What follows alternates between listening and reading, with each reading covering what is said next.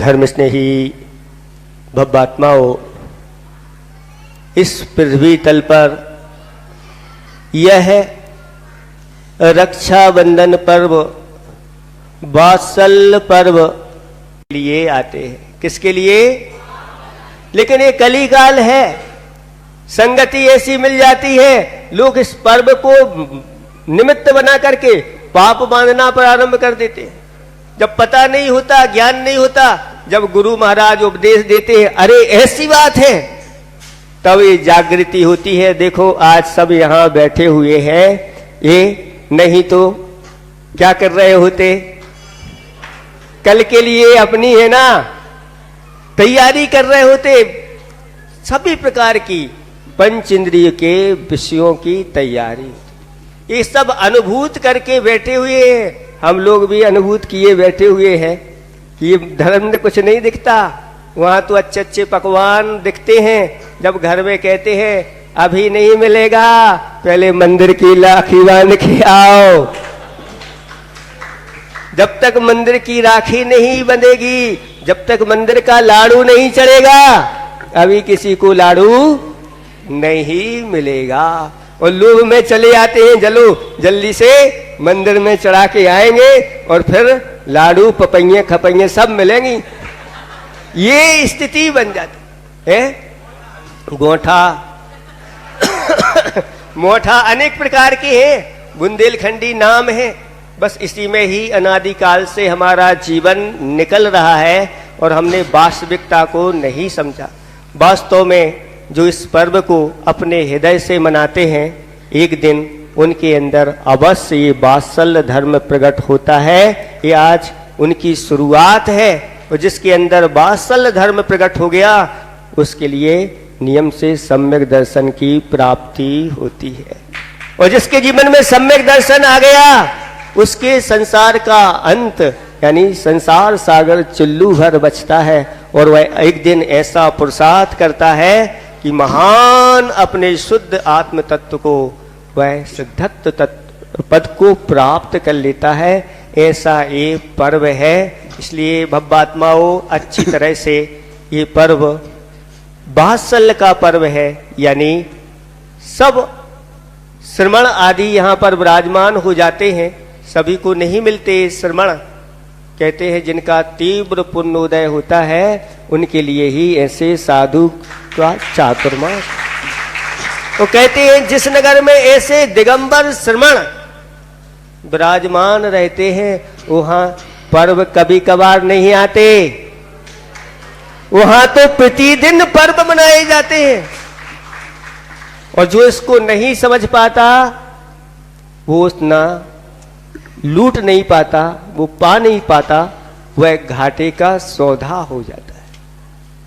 हमेशा ध्यान रखो बंधुओं, ये कहा गया है कि जैसा व्यवहार लिखाओ, वैसा ही व्यवहार लौट के आता है। हम आप लोगों से कहने वाले हैं, जो जो यहां पर लेट आते हैं, वो धर्म तो कर रहे हैं, धर्मात्मा है, लेकिन उनका व्यवहार लेट ही मिलेगा। ये तो कर्म है। कर्म तो बहुत से आना होता है, ऐसा बनता है तुम लेट आओगे।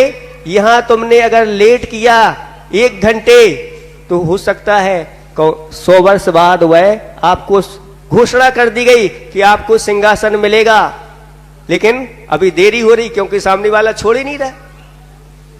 तो लेट हो गए, कितने वर्ष हो गए? तो 100 वर्ष बाद भी मिल सकता है। जब बड़ी बड़ी उम्र की आयु मिलती है, इतने बाद मिलता है। हजारों वर्ष बाद भी मिल सकता है, घोषणा हो गई। लाखों वर्षों बाद भी मिल सकता है, करोड़ों वर्ष की आयु मिलती है, कोटि पूर्व की। इंतजार करो भाई, पुण्योदय आ गया, घोषणा हो गई, और मिल क्यों नहीं रहा? इतना लेट क्यों हो रहा?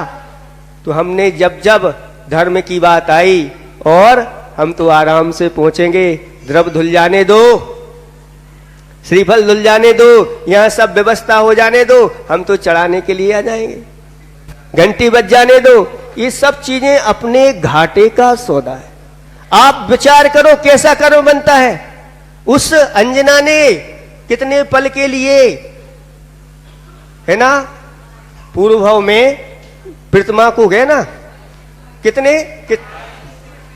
कितने पल के लिए, कुछ पल के, 22 पल के लिए ऐसे कुछ किया था, है 22 मिनट के लिए, हाँ जितना भी हो, लेकिन जब वह कर्म उदय में आया तो 22 वर्ष तक वह कर्म अपना फल देता रहा, ऐसा बनता है। इसलिए हे बब्बात्माओं, धर्म के कार्यों में जो सबसे आगे आकर के यहां मंदिर पर आता है, समझ लेना उसका पुण्य ऐसा तीव्र होगा, दुनिया उसको सबसे आगे करेगी, सबसे पहला फल उसको मिलेगा। दौड़ लगना चाहिए धर्म के कार्यों के लिए, सब कुछ छोड़ दो। ऐसा कहा गया है कि घर में कहते हैं ना सयाने लोग कि 100 काम छोड़ करके पहले क्या करो, भोजन करो। क्या करो? अगर भोजन अच्छे से हो गए तो सब काम अच्छे से हो जाएंगे, ये घर वाले कहते हैं।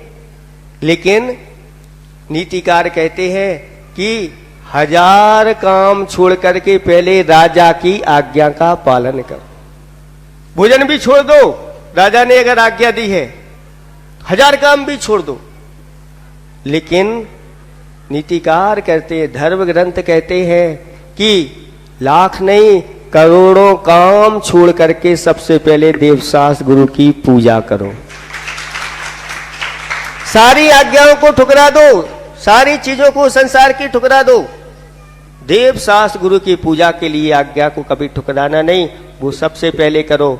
अगर राजा के पास पहुंचे, क्यों लेट हो गए, हम भगवान की पूजा कर रहे थे, प्रसन्न हो जाएगा आपके ऊपर और देगा, पुजारी है, भगवान का भक्त है। ये महिमा समझो इसकी। जब तक हम इसकी महिमा नहीं समझेंगे, हम ऐसे धर्म के कार्यों में उदासीन होंगे। आप लोग बहुत जागृत हैं, अनंतों काल से कमाते आ रहे, सब गमा दिया, चूक गए। हमने कहा था अवसर पर चूक जाना सबसे बड़ी, मैं चूक गया एक बार। ये सब लोग जो है ना, उस समय गिरनार जी की यात्रा के लिए गए, जब हम लोग घर में थे, उस समय की बात है। और मैं व्यापार में लग गया, व्यापार अच्छा चल रहा था, और ये लोग अच्छी तरह से यात्रा करके आए। आचार्य भगवंत का संग भी गया था उस समय। लेकिन आज तक मैं पछता रहा हूं कि कहां मैं लोभ में फंस गया, और आज तक वहां की वंदना हमें नहीं हो पाई। ये तो बार बार जिंदगी के क्षण व्यापार आदि के बार बार आते हैं, ये तो मिलते रहेंगे। लेकिन ऐसे क्षण वर्ष में एकाध बार, और मुनिराजों के सानिध्य में तो कितने वर्ष बाद आया, 12 वर्ष बाद आया। और पिछली बार जो है 12 वर्ष पहले मुनिराज मिले थे, अब 2013 में आया था, 11 वर्ष लगभग हो गए। 12 का हमने सुना था, 12 का चातुर्मास अच्छा, 13 में तो लगभग आपको 11 वर्ष हो गए। कितने वर्षों बाद मिलता है ये दुर्लभ क्षण, और अगर इसको गमा दिया तो यूं ही चला जाएगा। अगर हमने एक छोटी सी चीज अगर उनको प्रदान की है, तो वो ऐसा देते हैं, छप्पड़ फाड़ करके देते हैं। वो हमारे बंधु हैं सभी, इसलिए उनको शास्त्रों में एक बांधवा नाम भी आया, ये बंधु हैं, हमारे सच्चे बंधु यही। और जिनवाणी तो हमारी माता है, हमारा अच्छी तरह से पालन करती हैं, 4 प्रकार के अनुयोगों को प्रदान करके हमें किस प्रकार से उठना बैठना चलना आदि सारी चीजों को सिखाती हैं। और गुरु खिवैया यानी पार लगाने वाले कोई हैं तो गुरु हैं। उन्हीं आज तक जितने भी पार हुए हैं गुरु की कृपा से ही हुए। इसलिए आप लोगों को बार बार हम एक बुंदेलखंडी कहावत सुना देते हैं कि बनिया प्रसन्नम कोणी छदानम, और राजा प्रसन्नम गजभूमि दानम, और गुरु प्रसन्नम मुक्ति प्रदानम, अहिंसा परमो धर्म की। यह जो पर्व है दुनिया का सर्वश्रेष्ठ महान पर्व है, महापर्व है, क्योंकि इसको वात्सल्य की संज्ञा दी है। और सिर्फ ये नहीं है, कहानी कथा तो हमने सुना दी थी, क्योंकि हमारे जो प्रवचन होते कई पार्ट में होते हैं, तो first part, second part, third part तो चलते रहेंगे। तो इस प्रकार से अपन उस कहानी को नहीं कहते हुए अपनी बात रखते हैं कि प्रतिदिन हम सामयिक पाठ में पढ़ते हैं सत्येषु मैत्रीम, यानी सब में हमारी मित्रता हो। लोग कहते हैं कि वो सामने वाला तो बहुत खराब है, वो क्रोधी है, हम क्या करें? तो लिखा है माध्यस्थ भावो विपरीत वृत्तौ, यानी अपन की किसी से पटरी नहीं खा रही है तो क्या करें? अपन माध्यस्थ रहें, ना तो उसके बारे में बुरा सोचे और अच्छा तो सोचे, जब समय आएगा अपने आप ठीक हो जाता है। इसलिए ये मुनि की रक्षा का पर्व है, मुनियों की। कितने सारे मुनियों पे जब अवसर गाए। अब क्या होने लगा वर्तमान में, पहले लोग दूर रहते थे मुनिराजों के पास, उतने नहीं जा पाते थे। अब कई तो ज्यादा जुड़ जाते हैं तो बार बार आते हैं। कल की बात है, जो वो आई थी पाटनी जी, श्रीमती सुशीला पाटनी, और हम क्या है उनसे पूछते रहते हैं कि आप इतनी ऊंचाइयों पर कैसे पहुंचे। उनने पहली बार बताया, अभी तक हमें भी नहीं मालूम था। 1986 में पपोरा में आचार्य श्री विराजमान थे और उनके दर्शन करने हम गए तो पूज्य योग सागर जी महाराज ने नियम दिया कि कम से कम वर्ष में एक बार दर्शन करने जरूर आना, और ये नहीं कहा कि वर्ष में एक बार, और भी आते रहना। तो उस दिन के बाद से हम लोगों ने आचार्य श्री के पास, आचार्य श्री विद्यासागर जी महाराज के पास जाना प्रारंभ कर दिया, और हम आचार्य श्री से इतना जुड़ गए, जुड़ते चले गए, और आचार्य श्री की कृपा से मैं इतनी ऊंचाइयों पर पहुंचा हूं या पहुंची हूं, पहुंचे हैं, पहुंचे में सब आ जाते हैं बहुवचन में। तो देखो, एक संत के दर्शन करने से व्यक्ति कितनी ऊंचाइयों पर पहुंच जाता है। कई लोग हम देखते हैं जब जो जुड़ जाते हैं, पीछे ले लेते हैं, फिर उसके बाद दर्शन ही करने नहीं आते, भूल जाते। साधु तो देखो किसी से मतलब नहीं रखते हैं, लेकिन गृहस्थ को राग होना चाहिए, प्रशस्त राग कहलाता, क्योंकि आपके पुण्य वृद्धि में कारण है। कई गृहस्थ आते हैं, महाराज जी आप हमको याद करते रहना। हमने कहा हम तुम्हें याद नहीं करेंगे, तुम हमें याद जरूर करते रहना, तुम्हारा फायदा है, और हम तुम्हें याद करेंगे तो हमारा घाटा है। इसलिए साधु संत सिर्फ प्रभु को याद करते हैं, गुरु को याद करते हैं, देवसास गुरु पंच परमेष्टि को याद करते हैं। इसलिए देखो, कल की बात है, ताजी बात है जो हमने आपको सुनाई है कि देखो व्यक्ति ऊंचाइयों पर कैसे पहुंचता है। ऐसे व्यक्ति हैं जिनको कोई नहीं जानता था, लेकिन जब साधु संतों से, आचार्य महाराज से, संघ से जुड़े और उनकी प्रसिद्धि फैलती गई, तो लोग क्या समझते हैं कि हमें तो ऐसे ही मिल रहे हैं, तो साधु संत की कोई कीमत नहीं होती है। जब कोई कार्यक्रम होता है, लोगों को पात्र प्रक्षालन का, शास्त्र अर्पण का, या पंचकर्णा में कोई बड़ा पात्र बनना हो, कोई भी पात्र बनना हो, अवसर मिलता तो कई लोग पछताते हैं कि हमने दे नहीं पाया, दुख है। लेकिन जो इसका महत्व समझता है ना, वो समझता है कि ये छोटा मोटा अवसर नहीं है। ये आज जो महापर्व मनाया जा रहा है, ये साधुओं की रक्षा का पर्व है, इसलिए वो प्रसिद्धि पूरे में हो गई, उसका नाम रक्षाबंधन हो गया। इसलिए रक्षाबंधन त्योहार अपना विशिष्ट महत्व रखता है। इसलिए सिर्फ ये नहीं करना है कि हमने राखी बांधी और बस औपचारिकता हो गई। अपन क्या है, अब त्योहारों के माध्यम से बस औपचारिकता करने लगे। ये तो विशुद्धि बनाने वाले पर्व होते हैं। एक एक मंत्र जो होता है बड़ा ऊर्जामयी होता है, पावरफुल होता है, और उसके माध्यम से हमारी विशुद्धि बढ़ती है, हमारे रोग ठीक होते हैं, कर्मों की निर्जरा होती है। जैन दर्शन में जो भी अनुष्ठान होते हैं किसी व्यक्ति विशेष के लिए नहीं होते हैं। जब भी हम कोई पंचकर्णा करते हैं, कोई विधान करते हैं, उसके बाद क्या करते हैं, विश्व शांति महायज्ञ, शांति धारा भी करते हैं प्रतिदिन, तो हम विश्व की शांति के लिए करते हैं। यानी जैन धर्म व्यक्ति विशेष के लिए, अपने लिए नहीं होता है। इसलिए जो धार्मिक अनुष्ठान होते, इसलिए हमने पहले भी बोला था जब जाने का चल रहा था ना, कि भैया सब लोग मिलके करना है। मंदिर में प्रतिदिन करते हैं, किसी के शादी में जाते तो अपना भोजन स्वयं ले जाते, क्या घर से ले जाया करो, वहीं खाया करो अलग से बैठ के कोने में, सब मिलके खाते हैं, भोजन करते। यानी भोजन में, त्योहार में, दीपावली पे मिलके मनाते हैं, और मंदिर में बटना नहीं है। अपन त्योहार सब मिलके मनाएंगे। अभिषेक वहां प्रक्षाल कोई व्यक्ति कर ले, ऐसा कोई नियम नहीं रहता है। भगवान तो सब जगह बराबर रहते। ये प्रतिदिन अपन को अभिषेक करना चाहिए, पूजन करना चाहिए, नियम होना चाहिए सब मंदिरों में। लेकिन जहां जहां भी पूरे देश में मंदिर हैं, तो अपनी अपनी व्यवस्थाएं प्रतिदिन की चलती। जब भी कोई चातुर्मास आदि चल रहा है या कोई बड़ा कार्यक्रम होता है, तो सबको मिलके अभिषेक पूजन करो वहीं पे, फिर चले जाओ। भले ही विधान में बैठने की अनुकूलता नहीं है तो कोई बात नहीं, लेकिन जिनको परेशानी है, रोग है, कोई को समस्या है, तो बात अलग है। ये क्या होता है कि अपन जब सामूहिक क्रियाएं करते हैं तो बड़े इसके जो फल बताए गए हैं कि अकाल आदि में जो मरण होते हैं, दुर्घटनाएं होती, हमने एक बार और बताया था, इन सब से बचने का एक ही उपाय है। इसलिए ये अनुष्ठान किए जाते हैं। देखो, वैसे तो कोई किसी को जानता ही नहीं है, लेकिन जब मिलते हैं एक दूसरे से मंदिर में तो बड़ा एक अलग ही माहौल लगता है। प्रतिदिन तो अभिषेक करने, शांत धारा करने 5-10 लोग गिनती के रहते हैं हर मंदिर में, क्योंकि छोटी समाज हो और 4 मंदिर हो तो बढ़ जाते हैं लोग, तो लगता ही नहीं है।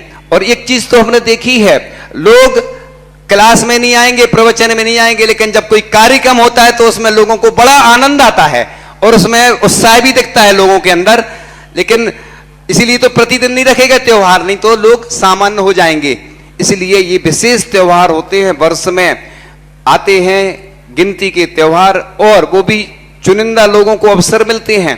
इसलिए यह वात्सल पर्व है और यह मर्यादा का बंधन नहीं, रक्षाबंधन होता है, यही सुखद अनुबंधन भी है। इसलिए वात्सल करुणा एवं रक्षा के भाव जीवन में भर देते हैं। इसलिए अपन को गायों की रक्षा का संकल्प लेना चाहिए, गौशाला आदि में जाके गोग्रास आदि का भी दान करना चाहिए, और प्राणी मात्र की रक्षा का यह पर्व है। इसलिए बंधन नहीं है, बंधन जैसा लगता है। इसलिए आगे फिर अगले पार्ट में बात करेंगे। चूंकि विधान बड़ा होता है, इसलिए कल समय से ही आना है। ऐसा नहीं सोचना कि उनने जो बोला है, अपन क्या करते, लेट आते हैं। भारतीय संस्कृति कोई भी कार्यक्रम होता है 1 घंटे 2 घंटे लेट चलता, लोग क्या सोचते हैं, हमें क्या करना, हम पहुंच के क्या करेंगे। हम तो ये बता रहे, मुझे याद आ रहा रामटेक में आचार्य श्री की क्लास चलती थी, हम लोगों का स्वाध्याय चलता था, हम सबसे कई बार लेट हो जाते थे, तो हम फिर क्या करते थे, पहले पहुंच जाते थे। हमें बहुत फायदा होता था पहले पहुंचने में। हम क्या करते थे, आचार्य श्री की जो भी पुस्तक आदि है व्यवस्था रख देते थे। तो चंद्रगिरी में भी आचार्य श्री की जो व्यवस्था रहती थी वो हम पुस्तक आदि करते थे, तो हमें बहुत फायदा होता था। आचार्य श्री की बहुत सारी पुस्तकें हमें मिल जाती थी और भी कई चीजें मिल जाती थी, गिफ्ट, समझे। कई पहुंचने से पहले ये फायदा होता है कि आचार्य श्री के कर कमलों के माध्यम से लोग तो तरसते हैं कि आचार्य श्री हमें आशीर्वाद देते हैं, हमें आंख उठा के देख लें, और आचार्य श्री का बरद हस्त, तो उनकी कृपा और सब कुछ मिलता है। पहले आने में बहुत फायदा है। इसलिए जहां भी सभा में जाओ, आजकल उल्टा होने लगा, मुनिराज पहले आते हैं, भैया जी पहले आ गए, हमसे कह रहे थे कोई नहीं दिख रहा, हमने कहा पहुंचो, तो अपन को तो पहले ही पहुंचना। तो हम भी कई बार कोई बुलाए चाहे नहीं बुलाए पहुंच जाते हैं, लेकिन बुलाना इसलिए होता कि हम लोगों की अनुकूलता भी रहती है कि समय से पहुंचना है, और लोग जिस समय आते हैं कि हाँ अब अपना समय हो गया। तो इस प्रकार से आप लोग अच्छे वात्सल्य के साथ इस महा महोत्सव को मनाएं, और एक दूसरे के सिर्फ अकेले जिससे बुराई है उससे नहीं, घर में भी देवरानी जेठानी सास बहू सब में ऐसे वात्सल्य बना रहे, समाज में, देश में, पूरे विश्व में ऐसे ही वात्सल्य बना रहे। इन्हीं भावनाओं के साथ परम पूज्य आचार्य भगवान गुरुदेव श्री ईश्वर विद्यासागर जी महामुनि राज की